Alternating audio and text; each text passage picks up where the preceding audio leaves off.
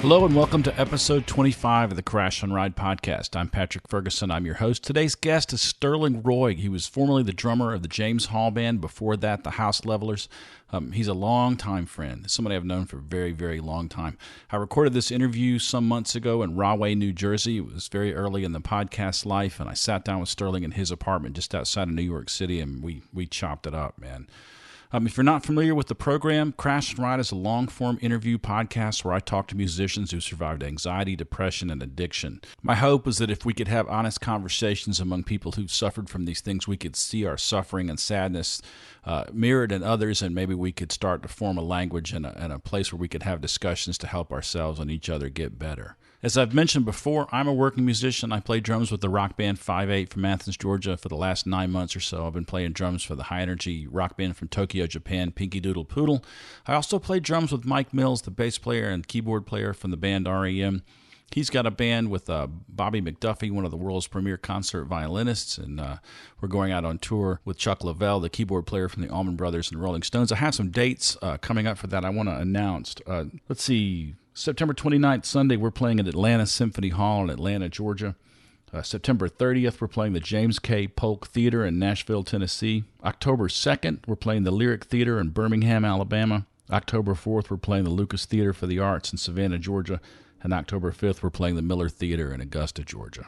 The show is it's called A Night of Georgia Music, and it's Mills and McDuffie and Leavell and me and some other great musicians from Athens and a string orchestra playing a bunch of selections from music about and by people from Georgia. So come out and see that show. Couple of quick announcements. Crash and Ride is brought to you in part by Greer Amplification. Greer Amps builds the best boutique effects pedals available. If you're looking for an overdrive, boost, fuzz, compressor, or tremolo that is rugged, road-tested, and at home on stage, in the studio, or in your living room, Greer has a pedal for you. Nick and his staff strive to build the best products around with the best tone you've ever heard. They believe in their products, and they stand behind them too, backing each one up with a lifetime warranty to the original owner. Each Greer Amps product is hand-built in Athens, Georgia, USA. Go to www.greeramps.com or visit your favorite music retailer today. Crash and Ride is also brought to you in part by Jittery Joe's, a local coffee roaster based in Athens, Georgia. They've got an espresso blend named after the podcast called Crash and Ride. It's soon to be available in cans in all of their retail locations, and it'll be available in all the espresso drinks at Hendershots Coffee, a musician-owned and operated coffee shop here in Athens, Georgia. It's run by one of the best people I know, a guy named Seth. There will be a live Crash and Ride episode at Hendershots the next probably 3 or 4 weeks. It's kind of hard to nail down right now with how busy everybody is, but I'm going to be talking to Bob Sleppy, the executive director of Nucci Space, a nonprofit organization based out of Athens, Georgia, that acts as a referral service for musicians seeking mental health services. If you're depressed or anxious or having trouble kind of keeping it together, if you live in the greater Athens area, you can walk into Nucci Space and speak to someone who will do a referral and get you in to see a mental health professional at a subsidized rate. It's a really great organization. They do a lot more than that. They sponsor the Boys and Girls Rock Camps in Athens, Georgia, and sometimes they have free hearing tests, and sometimes dentists come in and do dental work. I mean, Nucci's is a really valuable asset to the Athens community. You can find them on the web at nuci.org. That's nucci.org. Also, as we're headed into the end of the year, and maybe you're one of those people who's fortunate enough to have some tax liability you need to offset by making a charitable donation to a nonprofit, let me recommend Nucci first and foremost. Nucci Space is the place where your money needs to go, full stop. You can contact them, like I said, at nucci.org, or you can call them at 706-227-1515 and tell the nice person that answers the phone that you want to figure out a way to make a donation. Speaking of nonprofits that I fervently support, if you're struggling with dark thoughts and depression and anxiety and you're trying to keep it together and you're contemplating self-harm, call the National Suicide Prevention Lifeline at 1-800-273-8255. They're 24/7. It's free. It's confidential. They have trained volunteers there. 1-800-273-8255, or just go to suicidepreventionlifeline.org. If you're a trans person and you're struggling with anxiety, depression, or dysphoria, you need to speak to a peer. The Trans Lifeline's peer support line is 1-877-565-8860. That's 1-877-565-8860, or go to translifeline.org. All right, about today's interview. Back when the podcast was still young, and I've done less than 10 interviews. I was on tour with Pinky Doodle Poodle. We had a bunch of dates in New York City.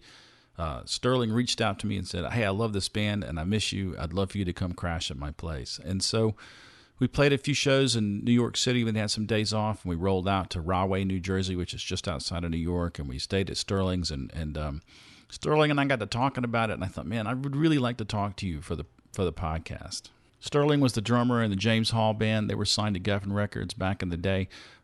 Interview 5 had already come out, and that was with Grant Curry, and Grant was the bass player in James Hall's band, and I knew these guys really well. We were always running across each other on the road, and we spent a lot of time together. They had a significantly sort of higher profile of success than my band 5/8 did at that time, and so in many ways they were really caught up in the machine. And for someone, and you'll sort of gather this, I think, from the interview, for someone who'd kind of struggled with mental health issues, that was not a great situation for Sterling, or really, I don't guess anybody in James's band, because there was just so much pressure. There was just this huge upheaval among rock bands in the early 90s after Nirvana broke, that a bunch of people got sort of swept up and carried off by this wave of consumerism and capitalism, and it wasn't good for people's brains, man. And I left a lot of detail in this interview about how much obsessing we did about the machinations of the record industry happening far, far, far above our heads. I mean, like, as a drummer, why on earth should I ever care who the executive vice president of A&R was, or who the head of marketing was for whatever label? But, like, it mattered because our careers were hanging in the balance, and we didn't have any control over the situation, so it was really kind of maddening.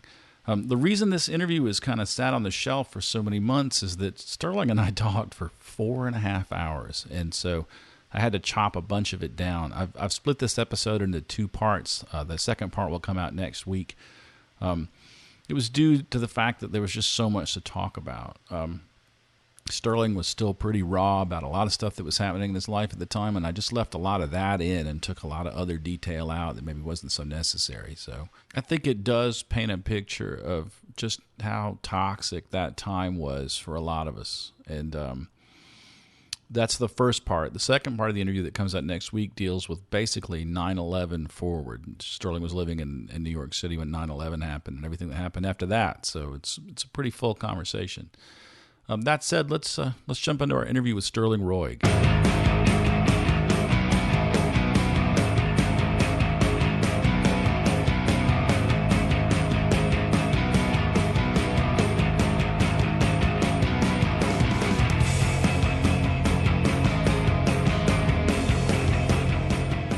All right, I'm here with Sterling Roig here in Rahway, New Jersey. Sterling is the former drummer for the James Hall Band, did a lot of heavy touring, which we're going to talk about, and is also a long-time friend of mine and a great drummer. And it's a real pleasure to have you. Welcome. Thank you. And this is what you're doing with this podcast is really important stuff, and I hope that I can contribute in a way that's helpful to others, and maybe possibly be a little entertaining along the way. Both of us are kind of breathing hard a little bit. We just had 20 minutes of pretty hard rudiments. If those of you who don't play drums and know what I'm talking about, well, don't worry about it. Well, it should be noted, too, that this is not something I do anymore. It's a very difficult thing for me because I have extreme acute anxiety when it comes to playing drums now. And so that whole exercise is very liberating, and thank you for dragging me into that. It's not something I would ordinarily have done, and I'm really grateful. Well, I find rudiments to be really centering. Like, for people who don't play drums, that don't know what rudiments are, there is a set of drum patterns that you play to warm up, to work on technique, to focus yourself. And my teacher, Phil Smith, who I interviewed in episode 3, taught me just a series of single stroke, double stroke, paradiddle, which is a drum formation where you play right hand twice, left hand twice, right once, left once, and then reverse it. So it's right, right, left, left, right, left, left, left, right, right, left, left. Or left, right, sorry. And it just teaches you some stick dexterity. And now that I've done it enough that when I start playing it, I instantly relax. But for Sterling, because of a lot of the things that you've been through. It's not as relaxing, but it's terrifying. Right.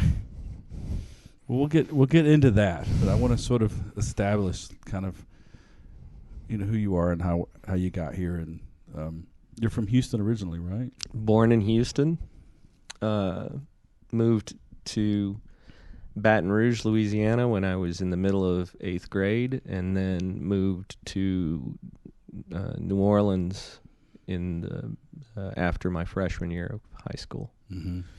What part of New Orleans? We lived in Kenner, brah.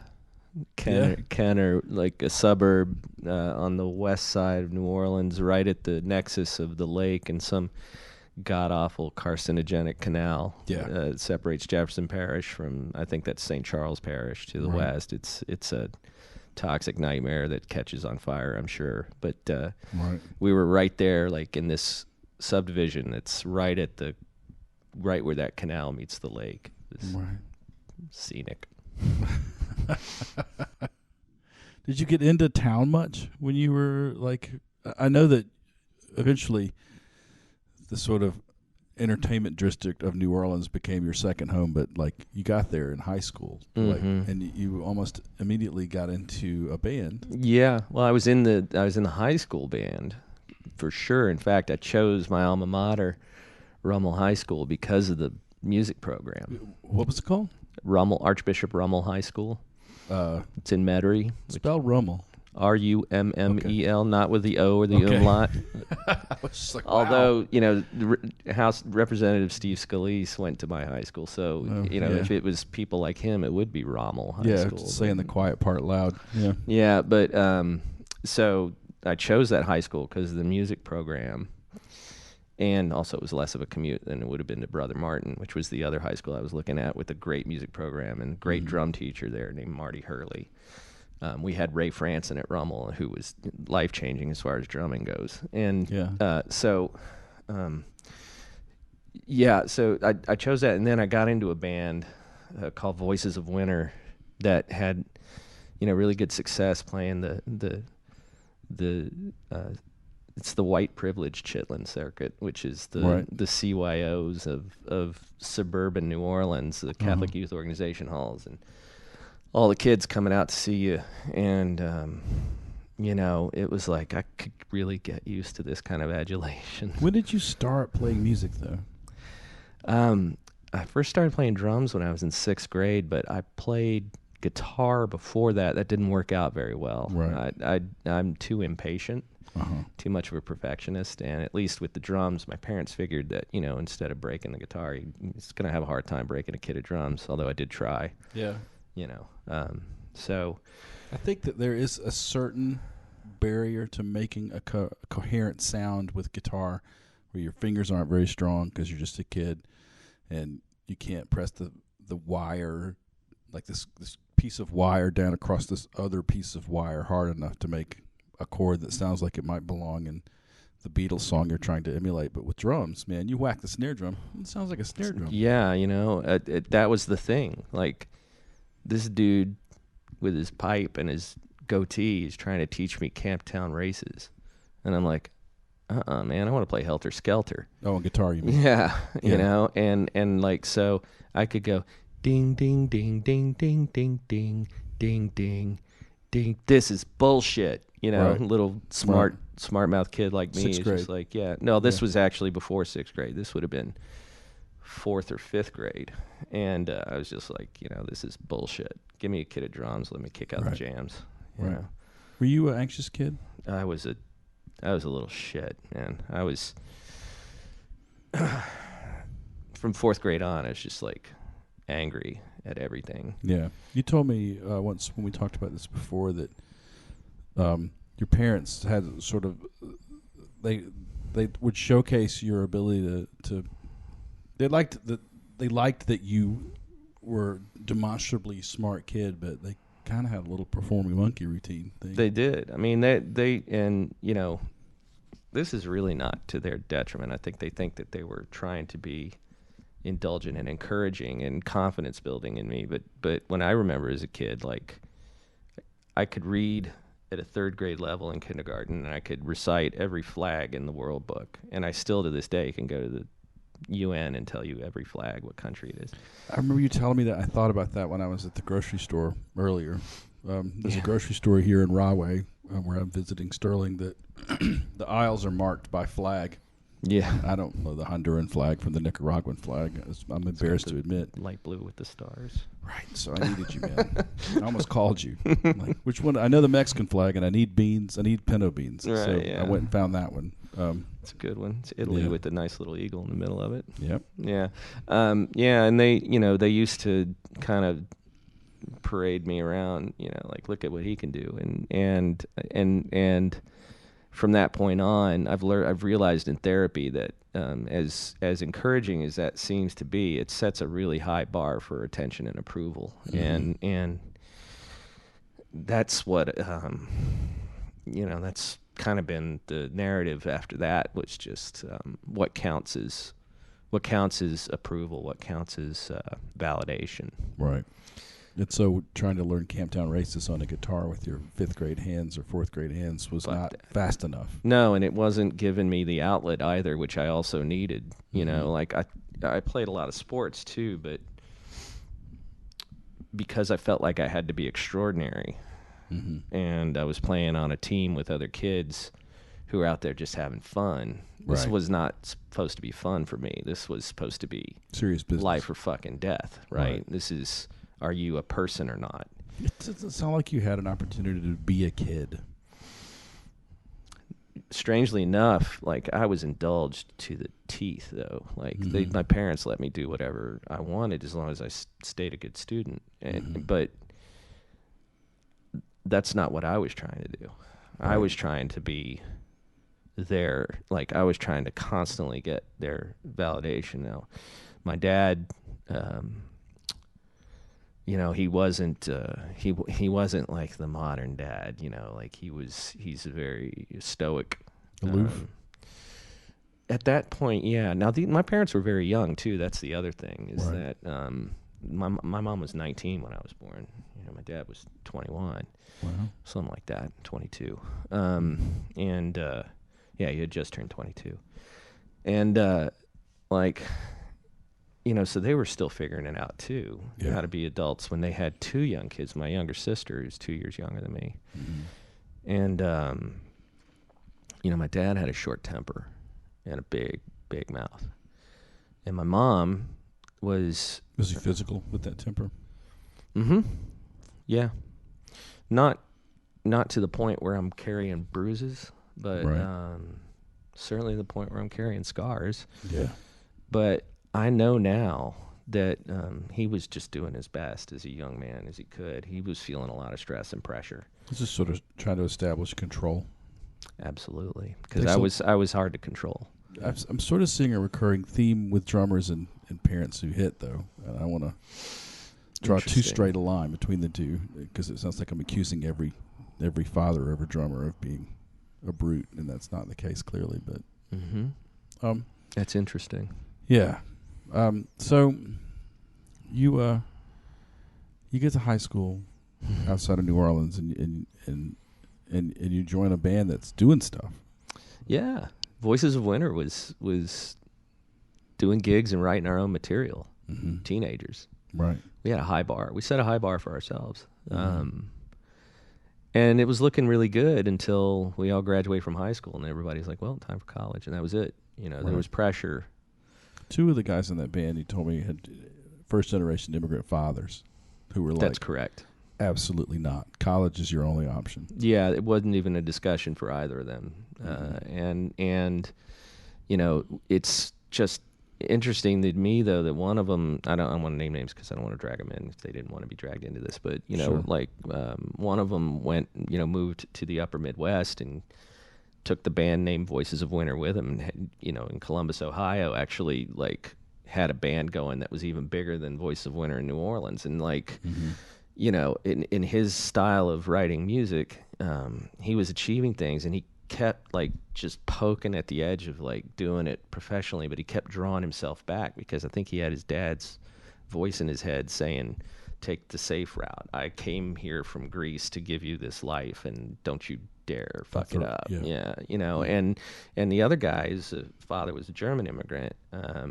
You know, I think he had a little less conflict about it, but no less talented. I mean, those three guys were really talented musicians and great guys to work. I mean, we were brothers. Right.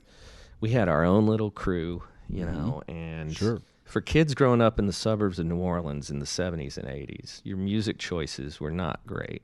Right. You know, and so they were exposed to very limited stuff. There were exceptions to that. Rummel, where I went to high school, churned out some pretty killer musicians. Right. You know, and some of whom have gone on to really great things in music, you know. And my classmates and guys, you know, within the 4 years around the time I was there, it was just that when I got there in the 83, you know, the guys in band were all listening to really bad pop, and I had like Iron Maiden records and Judas Priest, and they weren't listening to Tokyo Blade. I remember bringing that in, and Motley Crue, the first Motley Crue record, right? Too Fast for Love. Too Fast for Love, really bad metal, but also punk. Oh man, I've got a soft spot for for Too Fast for Love.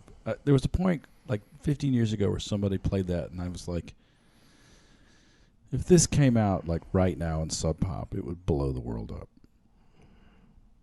Because it's pretty bare bones. It is, and also Mick Mars's tone was so different. Yeah, and the drums are mixed really far forward. It's a pretty aggressive record. Yeah, and Tommy Lee was also doing some pretty interesting shit. Like, you know, I remember listening to that going, why is he breaking the cymbal, crapping this, you know, like squelching the cymbal like that? Right. I was like, are they doing that in the mix? You know, and then I saw him play, and I was like, no, he's actually doing that. Manually choking the cymbal. What an interesting choice, you know. He's a wonderfully weird drummer. He really is. And you know, aside from all the show shit and wearing leather bikini briefs and twirling around 360 degrees. Yeah, I try to only do that at home. Well, yeah, I mean, look, when we were younger, we had better bodies for that. But now it just looks stupid. I mean, you know, it's probably the reason I don't play anymore is they don't want me to be twirling around. Let me ask you this. So you've struggled with depression pretty much your whole life, but like, and I know that in recent years it's gotten to the point. By the way, I didn't know it then. You had to seek treatment. Did you have any sort of inclination then or hint that something was up? 4th grade. Started then. Tell me what that was like. Well, I was having some pain issues with my legs. I was told it was Achilles tendonitis, and then I've heard later that from my mom that it might have been growth plate issues in my heels. Growth pains? Yeah, so seriously debilitating. I'm still working through the book that we talked about in episode 3 with my drum teacher Phil, the Sarno book, and he says growing pains are way more common in kids who have stressful environments. Well, what happened? That doesn't surprise me at all. What happened in 4th grade? Anything in particular? You know, I've been in therapy a long time, and I'm trying to figure out what happened, and I don't know. But I do know that... Was there any big life change in 4th grade? None that I can remember. But I've always had the gnawing suspicion that's something that I'm just suppressing and probably didn't tell anybody. That's the thing. Were you in Catholic school then? No, public school. Okay. The thing about 4th grade was... that was the year that I discovered punk rock. I had a friend who had an older brother who was in high school who had Nevermind the Bollocks. And I was like, but we were listening to like Queen and Fleetwood Mac and stuff like that. But I heard this Nevermind the Bollocks, and I was like, that's how I feel. I was like, oh my God, what is that? And, you know, the only time I could hear it is when I went over to his house. Right. And then... Because you weren't going to walk into the house with a record by a band called the Sex Pistols. Hell no. Right. And then there was a Sunday afternoon. I remember this clear as day. It was in the summer between 4th and 5th grade. And it was a Sunday afternoon.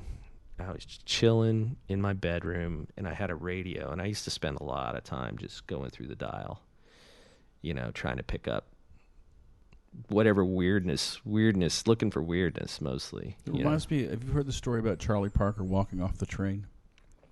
No. Charlie This is Parker good. and a bunch of other New York jazz musicians are on their way out to Los Is Angeles. this a Salvation Army story? No, this is the Oh. guy out of the desert, and he was out of dope. Oh, yeah. And he went out into the Just desert walked looking out for into it. the And they were desert. like, you're not going to find it out there, dude. Yeah, but there wasn't any dope on the train, so Right. I mean, I think about that. Like my childhood spinning that radio dial. Like, yeah, dude. Like know, just looking for something. anything. You know. Well, I found something. What'd you find? On the left of the dial, KPFT. Sunday, it's the University of Houston station. It was Sunday afternoons around 5 o'clock. Mm-hmm. They had a 1 hour punk show. And I heard the Stooges. And I heard the Ramones. And I heard all this stuff. And I was like, what the hell is this? I was like, that is what I need. I need more of that. Right. You know, but I could only find it on Sunday for 1 hour. You could pack a lot of punk songs in an hour, though. You could. Yeah. Yeah, back then. I mean, definitely. And then there was this thing that came on. I discovered it maybe 6th grade that came on Sunday mornings. Early in the morning, it was this thing called Video Music Channels before MTV and all this stuff. Right. And the theme music was Carouselorama by Zeppelin. So it's dun, you know, and the thing would come on and I would just sit there like, oh man, I can't wait to see what they're going to show. And like they showed like this video of Iggy doing 5'1". Right. And I was like, and I was a short kid. Right. And I'm like, he's singing about being 5'1". I was like, that's perfect for me. You know, it's like, now I know what it is to be. I know what it is to be. I'm doing the things that a 5'1" man can do. Right. You know, and I was like, you know, being the shortest kid, one of the shortest kids in my class, and kind of being not picked on, but just kind of being shoved aside because I was the music nerd and the soccer nerd. It was the big thing. I was the soccer dork, you know, like the Yes, because when I was a kid, man, soccer was like the sort of slightly suspect, not very macho communist sport. Right, right. I can't tell you how many times I heard that. Well, actually, my thing with soccer in 4th grade got bad. I had to quit because I became so aggressive with like referees and with the parents, and like I got thrown out of a game. I got red carded for, you know, dissent, which I love. There's something kind of cool about a 4th grader getting thrown out for dissent. I mean, and one of the other kids' mom, she looked at me. She's like, "You're a little monster." And I was like, I wanted to.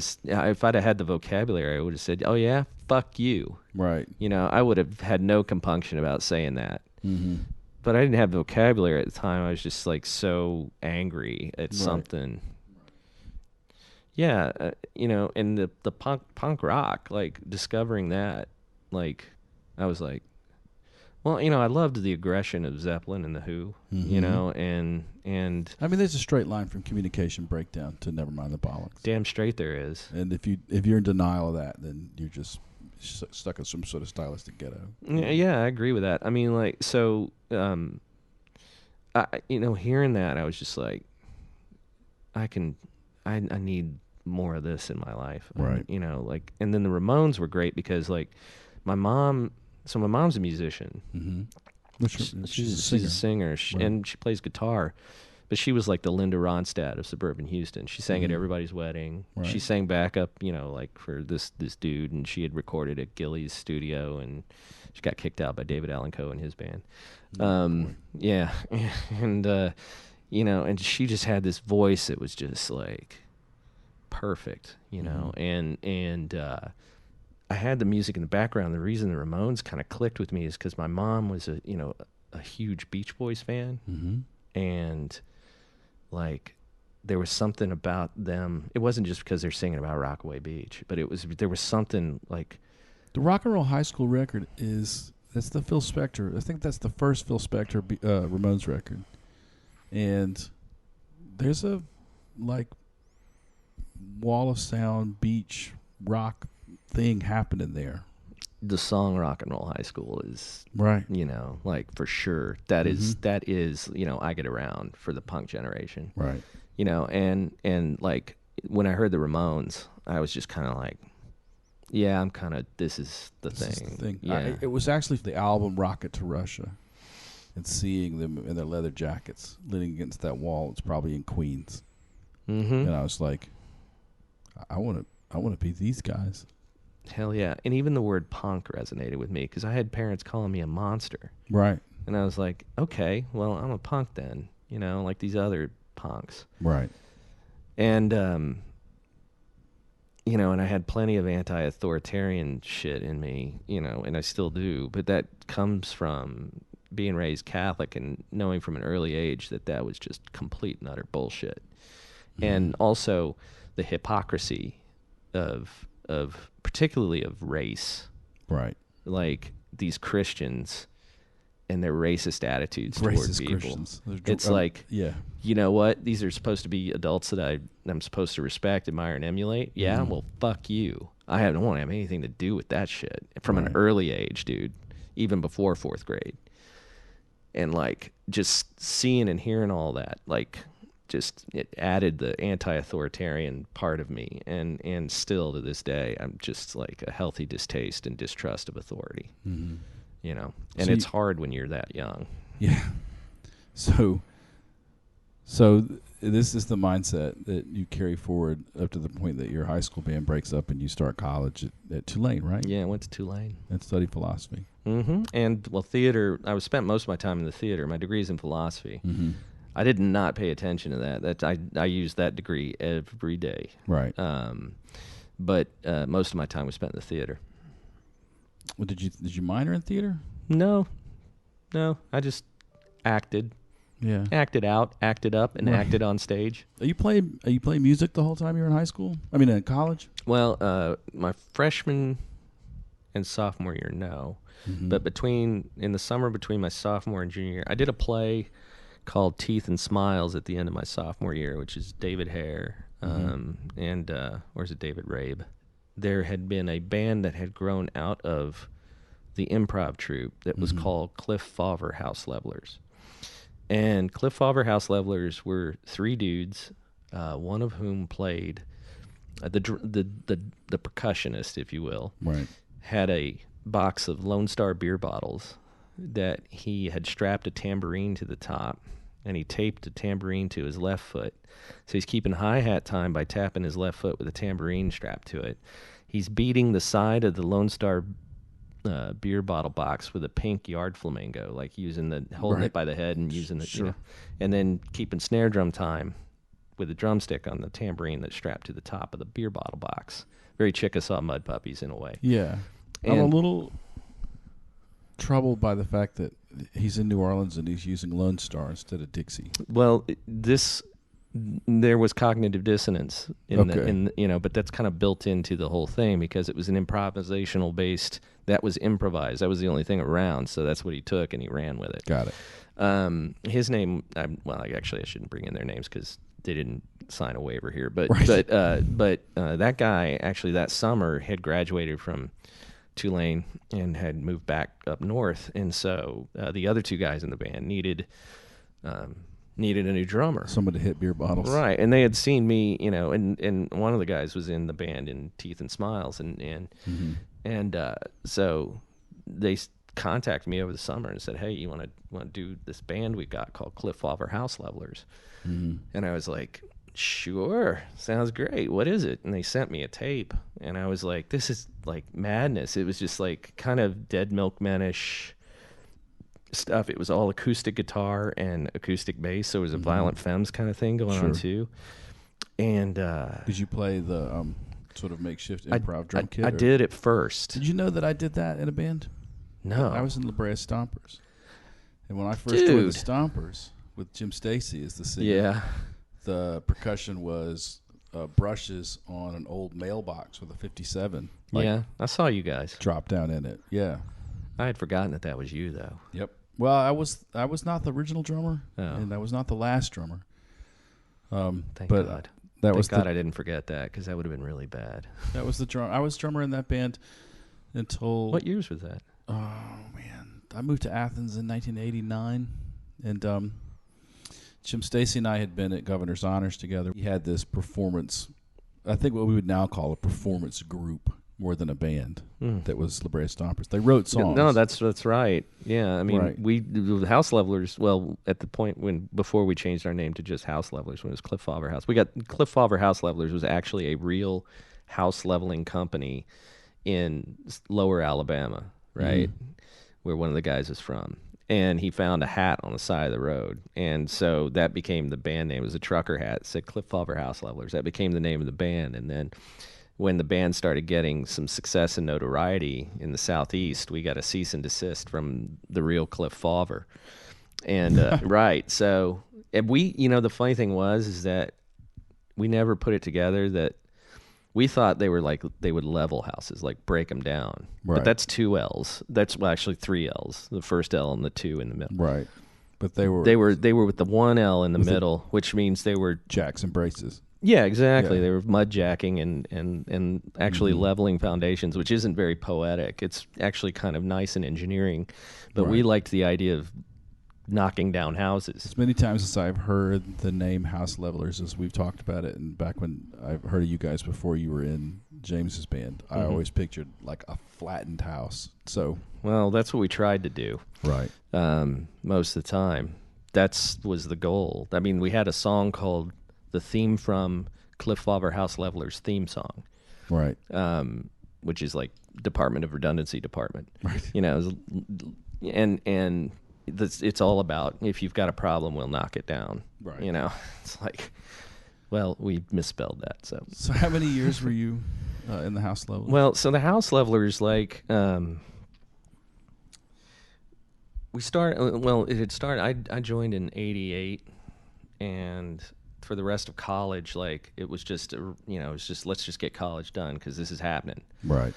We had a deal with Tipitina's record label, so we signed a deal. We did a record with Jim Dickinson in Memphis, which was, it's like I'm 19, 20 years old, and I'm Jim Dickinson. It's surprising to me how many people aren't aware of his role in kind of creating the sort of Southern Paisley underground. He's like Big Star. He is like the ghost in the Memphis Machine. Right.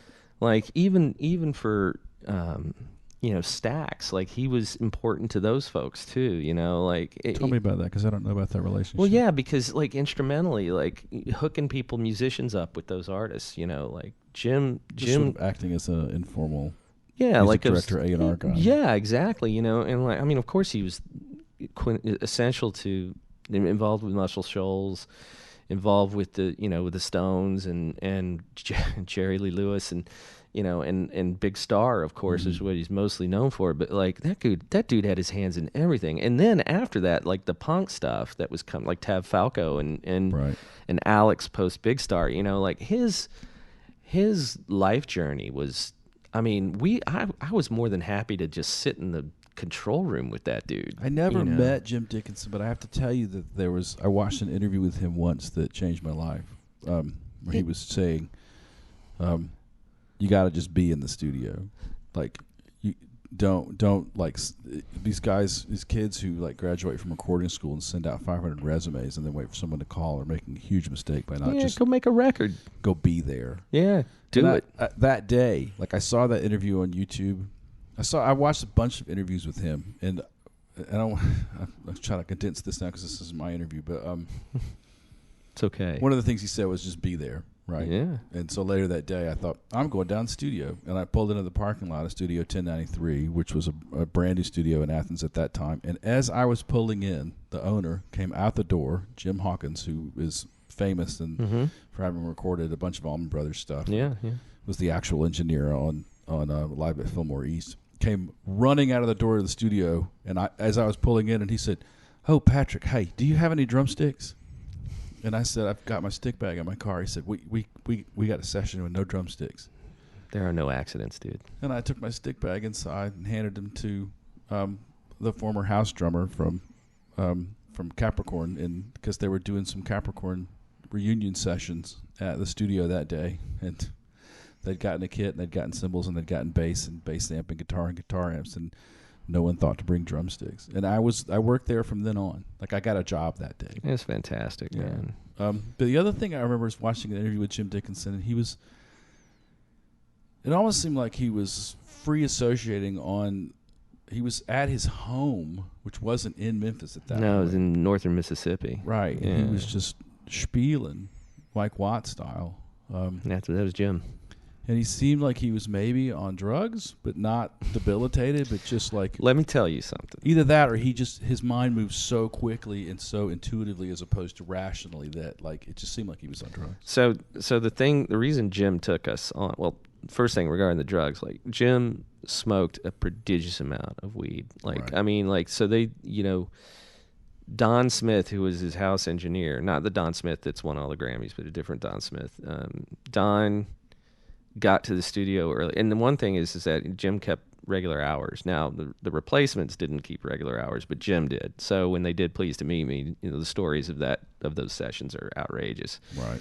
But Jim kept regular hours. And Don would roll 10 joints, one for every hour. Wow. And Jim, on the hour, smoked an entire joint.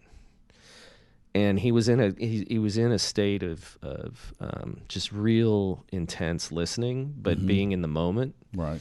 And the reason that he took on the House Levelers was because of the theater aspect to it, like the fact that it had come out of an improv troupe. Right. He'd seen us live, and he had seen us just basically buffoon our way through, 45 minutes of some music and some Leonard Nimoy poetry and some, Right. Like just weirdness improvisationally. And then some sophomoric music, which was There was a good bit of that at de rigueur in that era. Right, at the time in we're the talking about, South. there was Mojo Yeah. Nixon and the new Duncan Imperials. And, Chicks Saw Mud Puppies, Right, right. And we were kind of following into that a Right. little bit. And so he saw that, but he saw us improvising with each other, and he really got into that. And then when we got to the studio, we wanted to make a record. He wanted to have a week-long improv session. Right. We made a record, but we were in there in cross purposes. We were ready to make a rock record and stop being a kind of a novelty act. Right. Although a lot of the songs were novelty oriented, Right. shamefully so. But like, we were ready to make a rock record, and we weren't a rock band though. It was acoustic guitar, bass, and drums, so it was like this violent femmes. We called it thrash folk. Right. And we were ready to make kind of a real record that kind of sounded like a cross between Nevermind the Bollocks and Harvest, I'd buy that record. Yeah, and we didn't get there.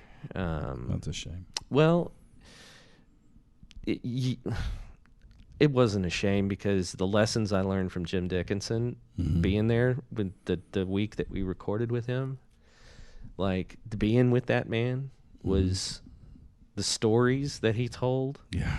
And the ideas that he had, the inspiration that he had. I mean, it wasn't for the lack of performances that record wasn't what we expected. It just Jim didn't really know how to convey what we were delivering. Yeah, it was just like... It just wasn't right. Yeah. And It wasn't from a lack of effort for everyone. It just wasn't the right chemistry and the right ideas, and we had cross purposes. So how did you get to James Hall's band from there? Well, that's a crazy story because, my mental health stuff was really, I was horrible to the two other guys in the House Levelers because I was a guy who had, trained musically, and these guys had not.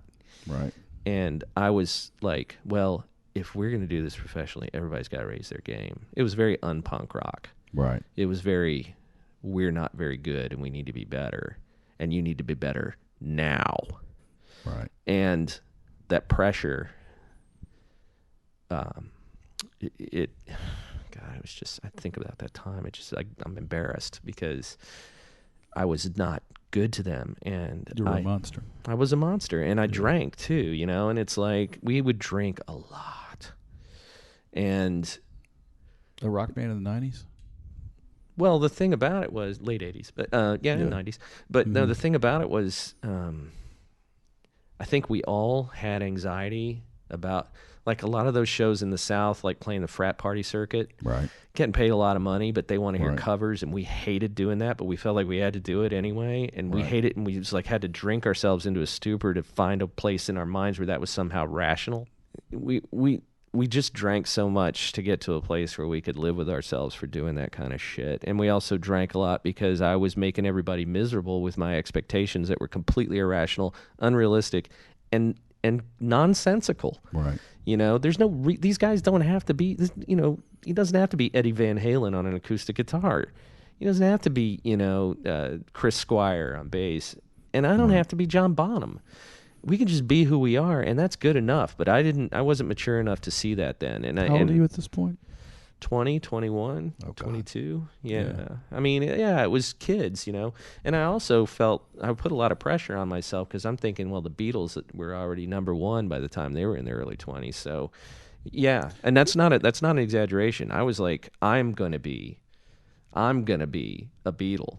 This reminds me of this conversation we had earlier, just a few minutes ago, about how the only way to get your parents' attention was to exceed all expectations and to be extraordinary to the point of ridiculousness. And then when I wasn't living up to it myself, right, instead of being introspective and saying maybe I've set the bar too high, I took it out on everybody around me. And when they weren't living up to my expectations, it was even worse for them. And that was bullshit. That was not a way. That's no way to treat people. Have you ever circled back and apologized to those guys? I have, but I don't think they were listening. You think it was one of them I am very close with, and I think he gets it and he understands that I was wrestling with some shit that there was no way they were going to be able to touch. Right. And I took it out on them.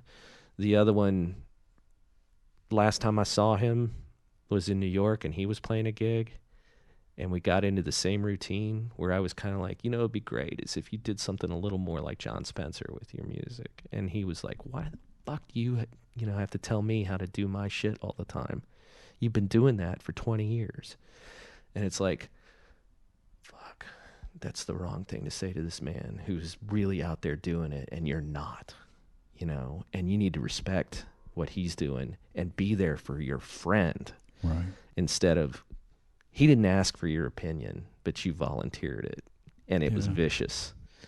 And we got into it. It was like we were back in the van in 1989, and I felt disgusted with myself afterward, and I was like, what? When was this? This would have been 2012, 2011. Mm-hmm. And I was going through some shit at that time too.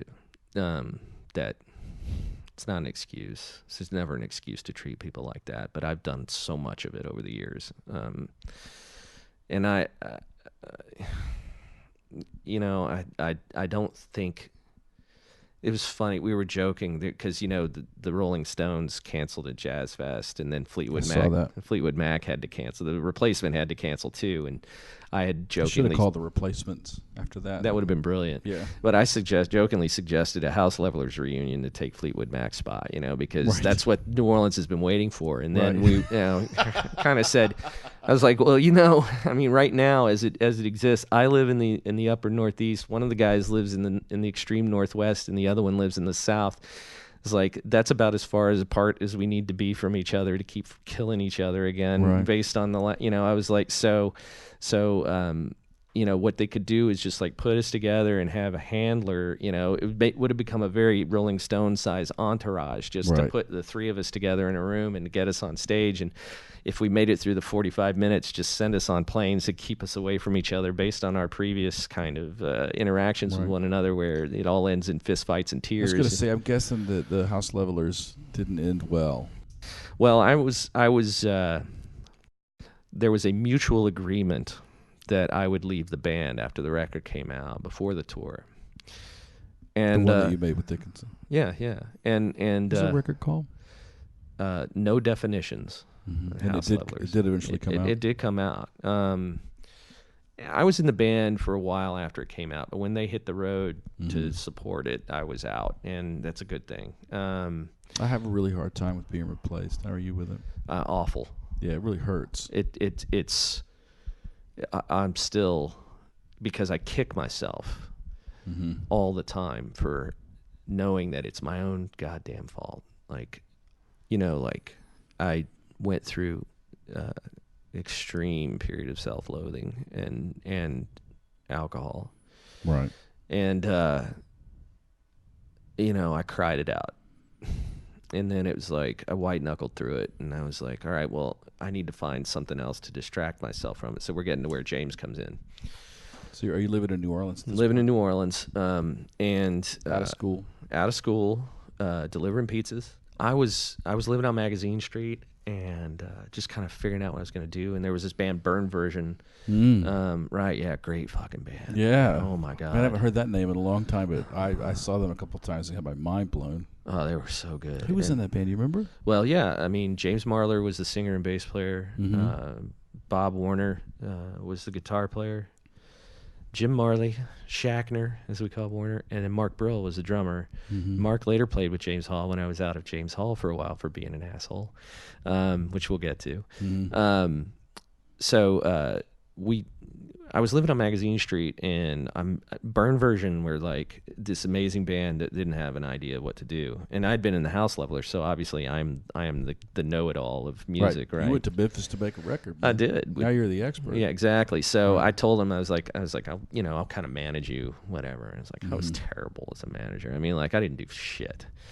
But I did book them some gigs, and I booked them at Muddy Waters. And remember, I'm at South Carrollton Deli delivering sandwiches, and one of the guys that's working there is this kind of dark and mysterious dude named Matt, and Matt's a drummer too. And Matt keeps telling me about this thing he's doing. He's like, I'm playing drums with this dude who, like, he plays an acoustic guitar and he runs it clean through one amp and he runs it through all these distortion and effects pedals through another amp, and it's just the two of us, and it's this really weird kind of, swirly, beautiful, painful music. And I was like, this sounds really good. Burn Version needs an opening act, Wednesday. Now, I had heard that Marry My Hope had broken up. And that James had moved to New Orleans. Right. And James was the lead singer of Marry My Hope, for people who don't know. And if you don't know Marry My Hope, check them out, because they were really goddamn amazing. They were legendary. And I loved them. Yeah. I'd seen them. We kind of when I saw them at Tipitina's, they were wearing their stretch jeans and their tight T-shirts, and we kind of made fun of them because it looked like they were wearing spandex. Right. But while we were making fun of them, I was going, these guys are really fucking good. Yeah. And then I heard that James Hall from Marry My Hope had left Marry My Hope and moved to New Orleans. And I was thinking to myself, well, this is a guy I could make some music with, And I looked for him, searched high and low. I could not find him anywhere. And so I was like looking for this dude, and I couldn't find him. And I'd always heard he was a little like hard to get to, kind of elusive and aloof and mysterious, and I was like, oh, that's kind of cool, And but I was like, looking for him, and then at that show for Burn Version with this dude Matt and this guy who plays his acoustic guitar through the two amps, they show up to do the gig, and it's James Hall gets out of the car with Matt, and I was like, I've been looking for you, dude. And he's like, oh, in the James's way. Right. It's a little unusual to have a conversation with him at first. And so he got up there and opened for Burn Version, and there were maybe a dozen people in that room. And everybody left that thing practically wetting their pants. It was just like, wow. Like, what the fuck was that? And I said to him afterward, I said, listen, I don't know what your plans are, but, if you need to get going here in New Orleans, I can get you going. And he's like, oh, that sounds good. When can we get together? And I said, well, let's get together tomorrow. What's funny is that you're sort of positioning yourself as this, like, big connection for the New Orleans music scene, but you're also delivering sandwiches. No, yeah. I mean, it's like Svengali. Svengali with the McDonald's hat on. Right. And so James, he says, when do you want to get together? I said, well, let's get together tomorrow at some point, thinking it'd be in the afternoon or something.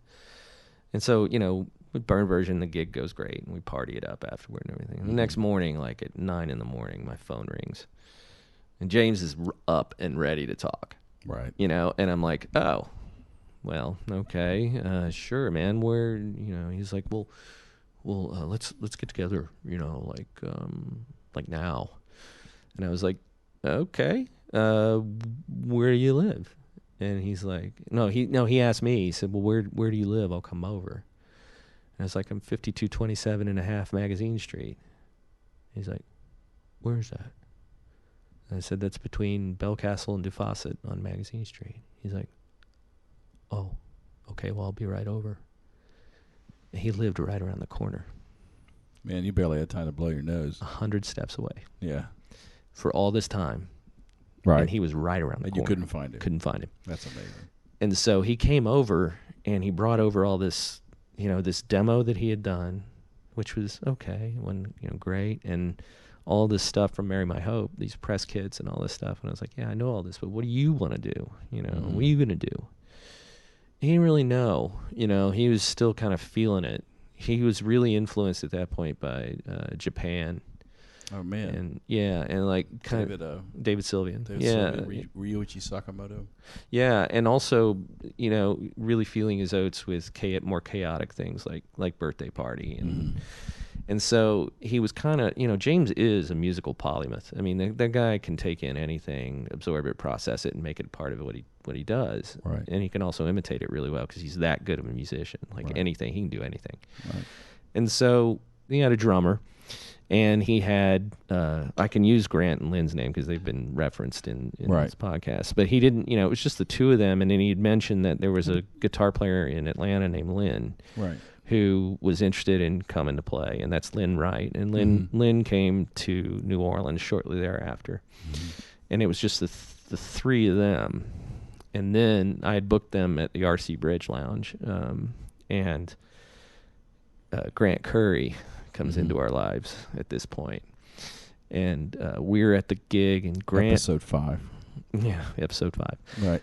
Right. Grant standing off stage right, and I'm checking this dude out, and I'm like going, he's into this.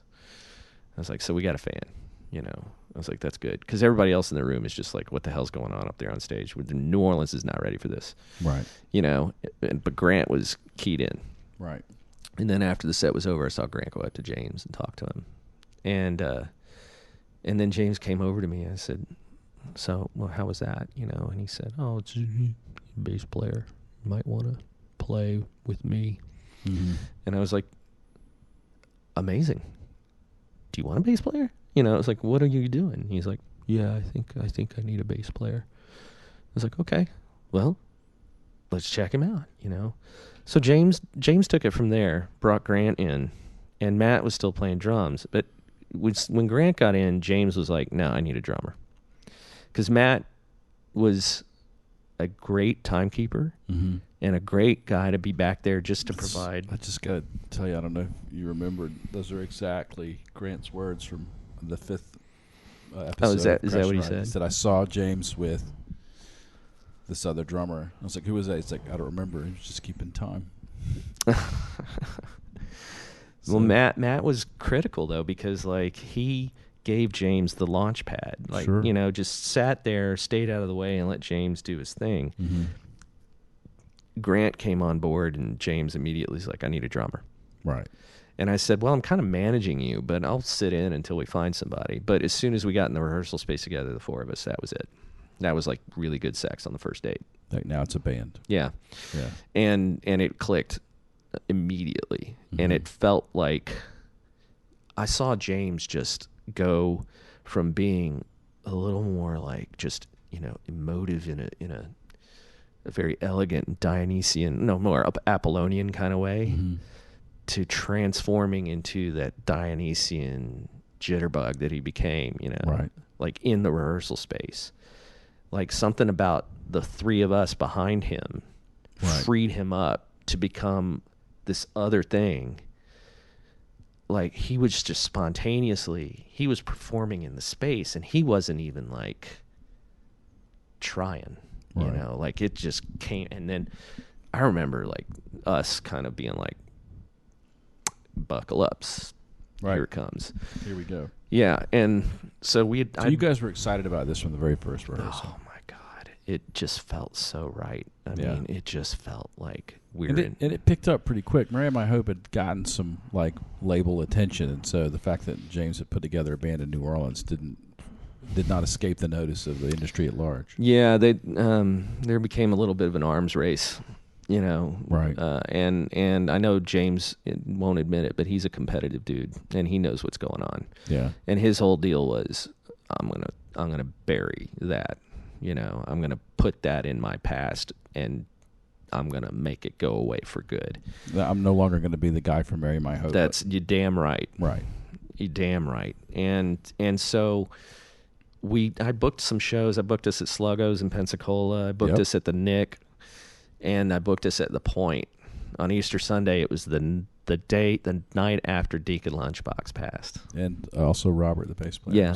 There was an accident. So for people who don't know this story, the band, the Jody Grind,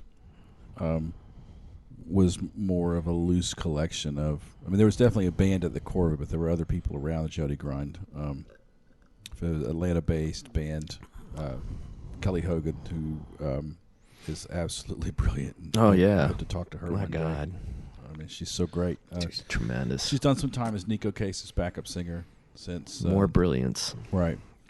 And now does a lot of work with the Decemberists and more brilliance. Also sang the best Silkworm song.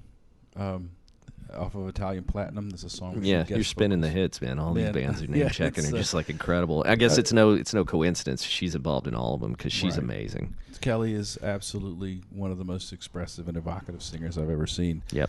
And she and Bill, who Bill Taft, the guitar player from Jody Grind, left that gig or stayed in Florida before. It was the weekend before Easter. Mm-hmm. They decided to stay in Florida so they could. No, it was the Saturday before Easter Sunday. Right. Yeah. So they were going to stay late and come back the next day so they could buy fireworks because you couldn't buy fireworks in Georgia. That's right. And Robert, the drummer, and Robert, the bass player, who were both named Robert, and Deacon Lunchbox, who was this performance artist, poet. Just look him up on YouTube. Yeah. Because I can't even begin to encompass. His real name was Timothy Tyson Ruttenberg. I can't even begin to tell you all of how brilliant Deacon Lunchbox was. But they left the gig to decide to drive back to Atlanta overnight, which is 6 hours from Pensacola, 5.5 at least. And somewhere around Montgomery, Alabama, I think, someone driving southbound on 65 crossed the center line and hit them head on, and they were all killed instantly. And I don't know if you've ever seen Kelly's essay about recovering things from the van. Oh, good God. It's on her blog, and it's absolutely one of the most.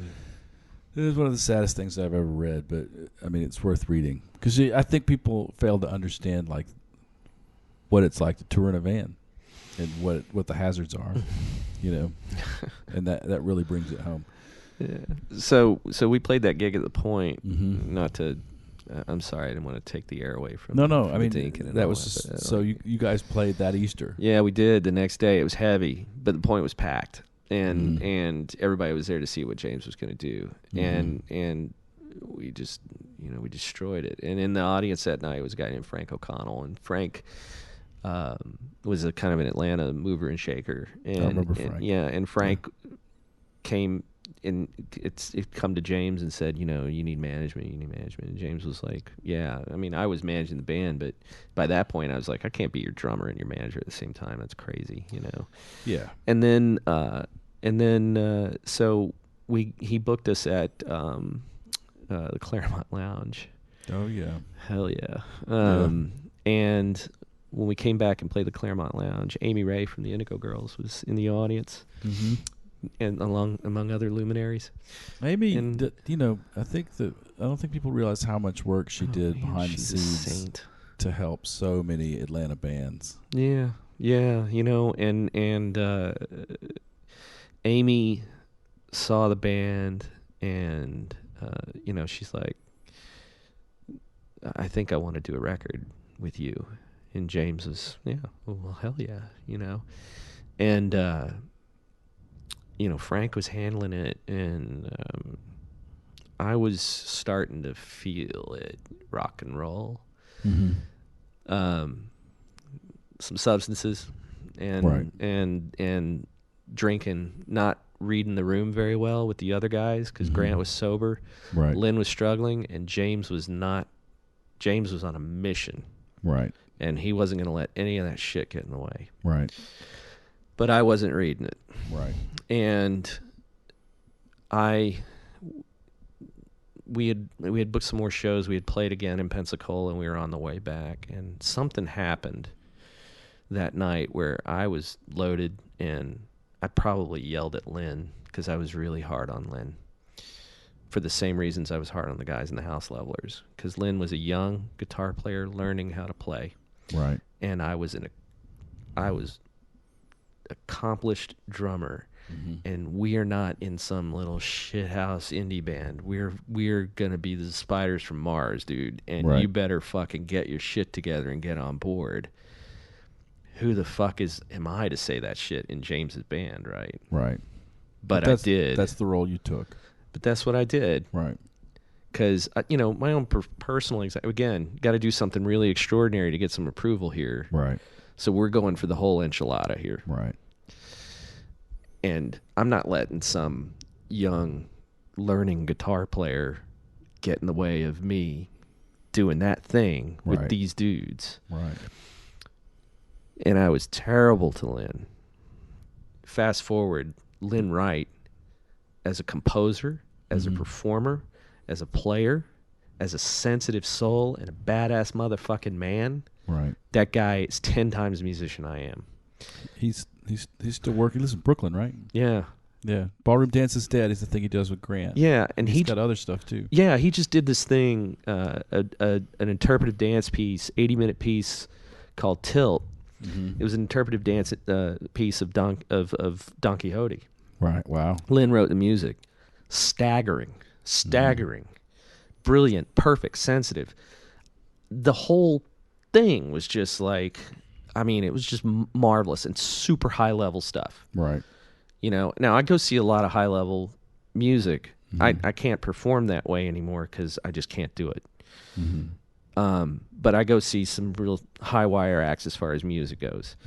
And this is as good as anything I've seen in the last year in New York City. It was phenomenal. And that's Lynn Wright, the guy that I treated like that. I think that, a lot of times we get in these situations as we start acting out of fear. That's what it was. Of failure, and we can be cruel to these people in our orbit because our fear is that we're going to somehow fall short. And there's been plenty of times where I've been a complete monster to people in bands I was with because I had that fear of not being taken seriously. That's absolutely it. And have you ever talked to Lynn about that? Have you ever apologized? I have. Lynn's such a graceful man. Full of grace. Yeah. I thank him and Grant and James for letting me off the hook for how I behaved. But I've had a really hard time forgiving myself for that for years. And, the self-loathing that comes with that is part of my mental health arc. Yeah. But to get to the narrative, like on the way back from Pensacola, James had made a decision, that I was going to be out. And Mark Brill from Burn Version was coming in. Now, the deal was done. We were going to go up to Nashville and record. And I'm like, ready. I'm like, here we go. This is it. I'm packing my bags. What is James' justification for? Well, first of all, because this was another thing, is that there was a miscommunication between he and I about were we going to be a band or was this a solo project? Right. And I'm like, well, it's a band, obviously. I mean, what 25-year-old has a solo project? I mean, that's just like incredibly egotistic in my mind. I'm like, who would do that sort of thing? And we're all in the rehearsal space together 5 nights a week. Right. It's the 4 of us. There's, James is writing the material, but that's how it goes in bands. It's not like he's writing the drum parts, and we're all in it together. I mean, there's an argument here. Well, this is what my thought process was. So Right. I have just as much standing to tell Lynn he sucks as James does. But of course, James wasn't telling Lynn he sucked. Nobody else was. Right. But I felt like I had the moral authority in that context to do that. And Did Lynn actually suck? hell no. See, that's the thing, right? We Hell get this no. idea that somehow we've got this insight, Yeah. I mean, when I met Vic Chestnut, right? I played with Vic for a while. And I didn't know Vic. I didn't know his work. I was really green to Athens, and I was playing in a band called Angle Lake with these 2 guys, Matt Hansen and John Rogers, both brilliant musicians and people I care about very much to this day. But they kept talking about Vic's going to come play bass with us. And I was like, man, who is this Vic guy? I assumed, they kept talking about what a monster. But they didn't use the word monster. They just say, he's great. Vic is great. He's going to come play bass. And so I built this idea in my head up of who Vic the bass player was, and it was not a 5'1" pixie-ish man in a wheelchair. And so the first night we were rehearsing, that we were expecting Vic, he showed up late because he always did, and it was just pissing down rain that night, and there was a knock at the door. We were playing really loud, and somehow we managed to hear it, and they were like, oh my God, Vic's here. And they opened the door, and I was expecting, a guy whose name was Victor, who played bass, probably had 5 strings on it, Like I was probably imagining Victor Wooten or something. Victor Wooten, yeah, that's what I was thinking. And the door opens, and it's this like elfin man, with his SG short scale EB3 bass in a sleeping bag, And I was like, fuck. Okay. And then Vic had ideas about how I should play, Oh yeah, that's the other thing is like James. He was right. Yeah, I mean, like that was. I mean, I guess maybe I haven't made it clear. I think Vic Chestnut is an absolute genius. Oh yeah, James did a show with him in London at one of the BBC, the big like theater BBC theaters, and I was familiar with his music. I thought it was amazing. I was like, how is James going to like open for Vic Chestnut? And he was doing it solo. James went out there, slayed it. Good. But then Vic Chestnut went up there, and I was like, whoa. Right. That's a like very moving. The way he puts like the precision and clarity of his lyricism. Yeah, like, and he's inhabiting. It's very much like acting. He's inhabiting that world as he's singing it. He's got a record called "Is the Actor Happy?" Yeah, that's right. Yeah. And he's able to deliver that with such precision and clarity, like from a wheelchair. Like there's no like Shakespearean gesticulations here. This is like this dude in a wheelchair telling you a story. Yeah, so my limited vision, and I came from a very similar background to you, punk and metal, and I had this idea when I first started playing with Vic, like, well, I guess we're going to do this. I'm not as stoked as I thought I was going to be, and I'm sure that was some of what informed your, like, raining on Lynn, that you didn't really. Lynn looked great, though, I tell you that. He looked great. Not only was I wrong about Vic, but I was wrong because of a shortcoming of my own character. And I was loud about it. Me too. Yeah. Yeah. I think back on those times, and I'm just like, I was just withering. And people that have been close to me in my life who are now at a distance but still care, they're at a distance because when I get going, I'll fucking shred you. You have capacity for cruelty.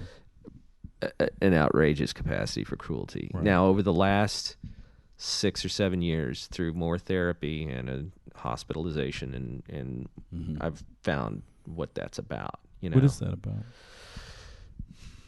Fear is the first thing, but just incredibly low self-esteem. Yeah.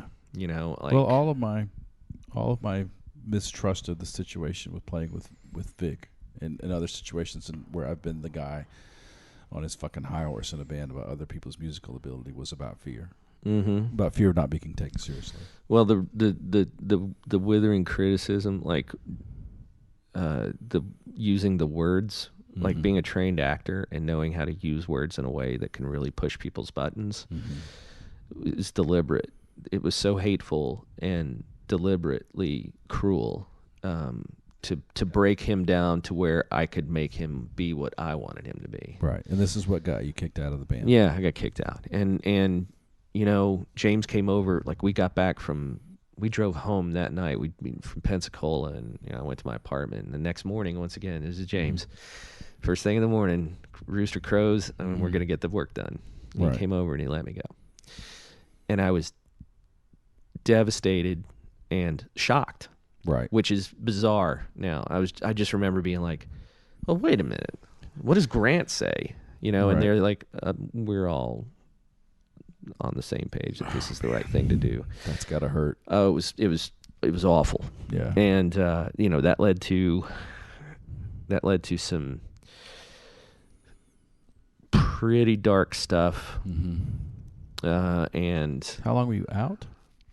Was out of the band for 6 months or so. And they went to Nashville. They went to Nashville. They did My Love, Sex, and Spirit, the record. And Mark, I wasn't aware you weren't on that record. Yeah, it's Mark Brill. And you know, Mark, they did the first part of the tour, and I went to work for Sony Music actually. Strangely enough, I didn't know that. Yeah, I did. I was field rep for Sony, and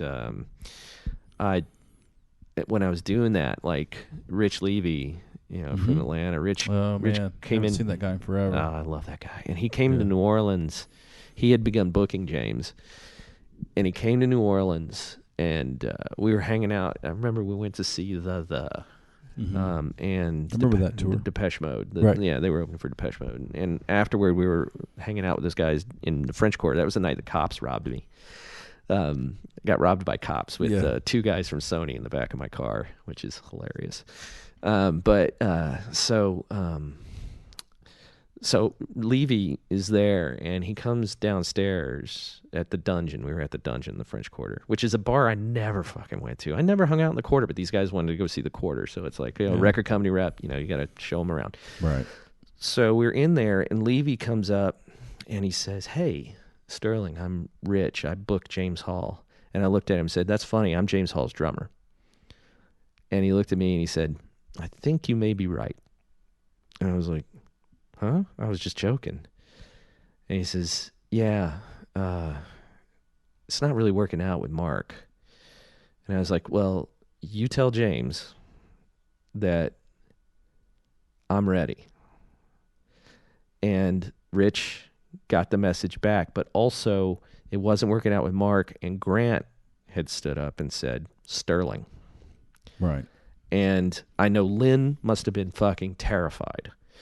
Because you'd been such a dick. Because I was just so awful to him. But it took that for me to realize, first of all, that it was a solo project. Right. Second of all, that that's not how you treat a brother. Right. And so I was so grateful. Like, I do not deserve the second chance. Yeah. And just when the call came, I felt like set free. I was like, this is your chance, right? Yes, and I feel like this is where I belong. Right. And I screwed it up, and I'm not going to screw it up again. Right. And I was a model citizen in that band, not all the time, there, because I still have the same issues that creep up from time to time, my own fear, anxiety, and depression that I didn't have coping skills for during that whole time, you know, just like completely living under the weight of my own irrational expectations of myself and everyone around me, but not at this point being able to articulate that anxiety. Right. So, and I was terrible to the woman that I was in a relationship with who later married. I was I took it out on her. Right. Took it out on myself, you know, when the band wasn't looking, in a number of ways, some involving substances, some involving some Self-harm. self-harm, cutting. Yeah, doing it in places where nobody would see. On the road, it was really, it was actually easier because, when nobody's looking, you're in the bathroom 2:00 in the morning and everybody's asleep, and the band we were solid citizens. We weren't partiers at all. Yeah. And I needed the outlet, so I would cut the inside of my legs, and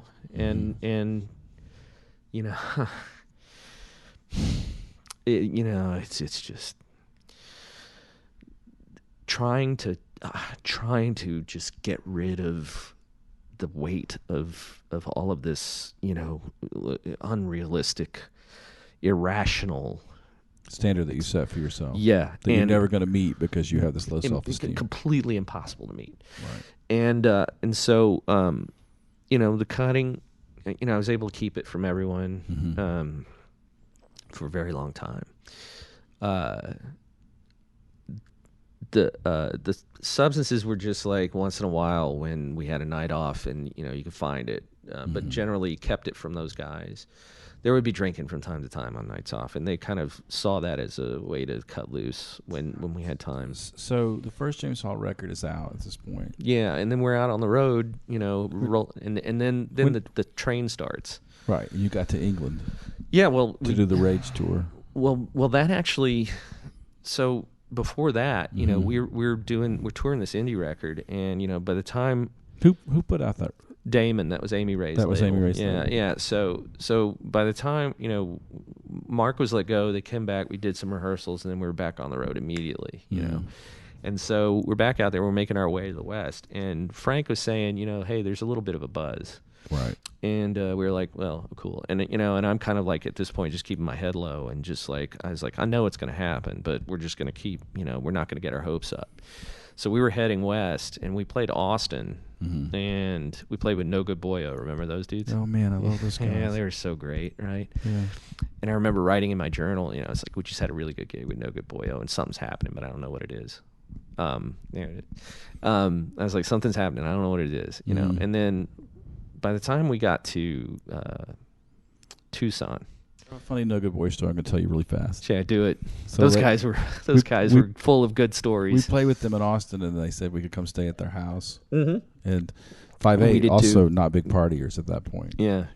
So we went to the house, and it was an enormous party. That was the thing, is that they were up for it, and we really weren't. But they had a big party house. There were like literally 100 people in the house when we got there to go to sleep. Yeah, it sounds about right. Yeah, and I mean, I was able to do about an hour of hanging out, and then I was just like, I got to go to sleep. Yeah, and there was a hammock in the front yard. Oh, that's right. And oh my God! Took my sleeping bag and a pillow out, and I got in that hammock at like 4 or 5 o'clock in the morning in Austin, and immediately fell asleep. And at that time, I had untreated sleep apnea. Oh dear! Sleeping in a sort of C shape. Didn't sleep at all. I mean, I slept. But I woke up like, yeah, right. Like snorting, and looked over, and there was a school next door. Oh my God!